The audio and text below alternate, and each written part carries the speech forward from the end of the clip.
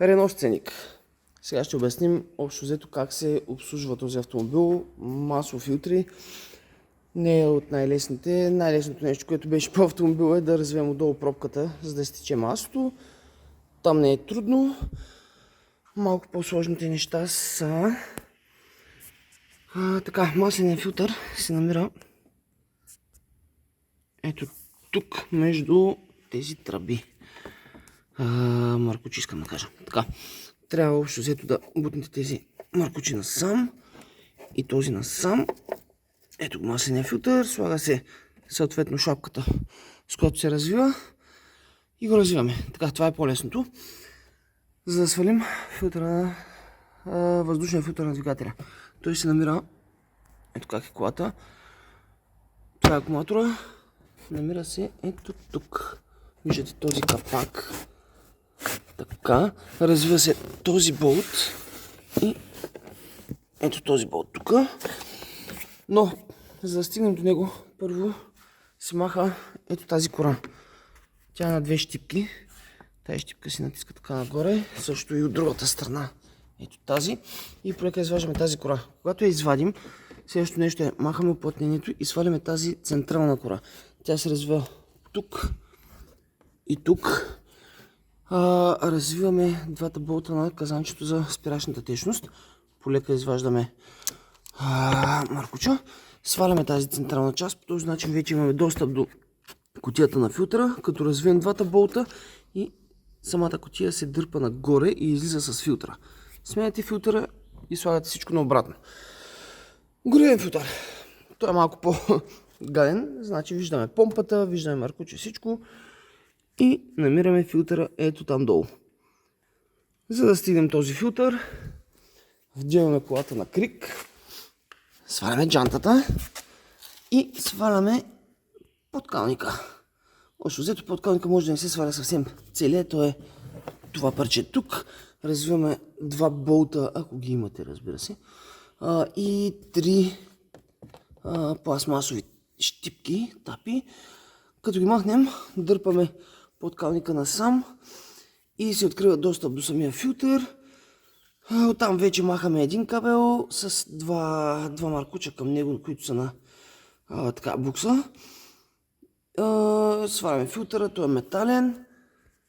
Прехвърляме всичко от стария филтър на новия и го слагаме обратно.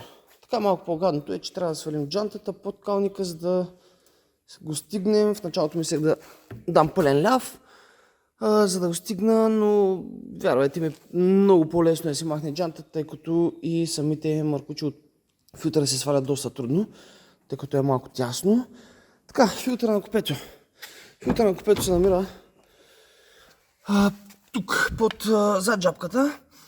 Виждам видеа, където свалят реално тази лайсна.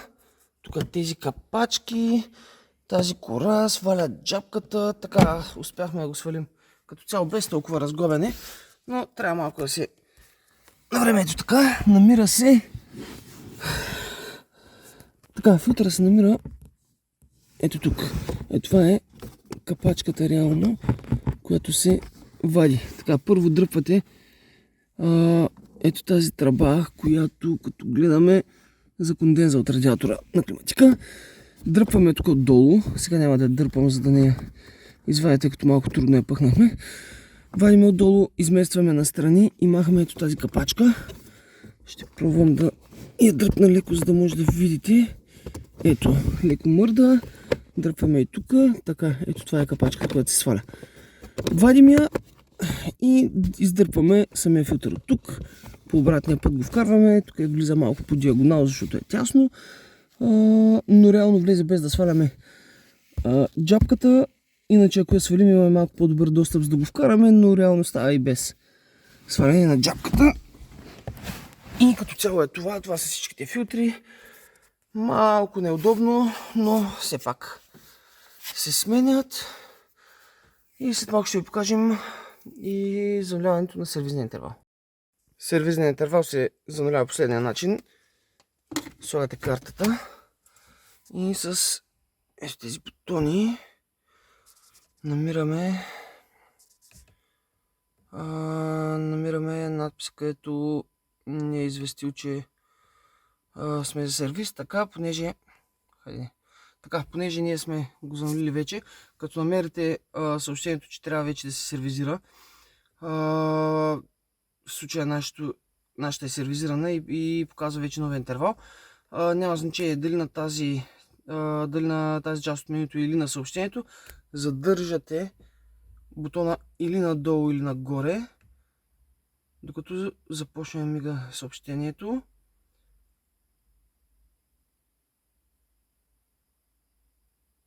Така, и това е в случая, когато има съобщение. Първо започва да мига съобщението, след това се появява този сервизен интервал. Държите бутона докато спре да мига и сервизния интервал. И тогава вече ви запаметява новия сервизен интервал за масово.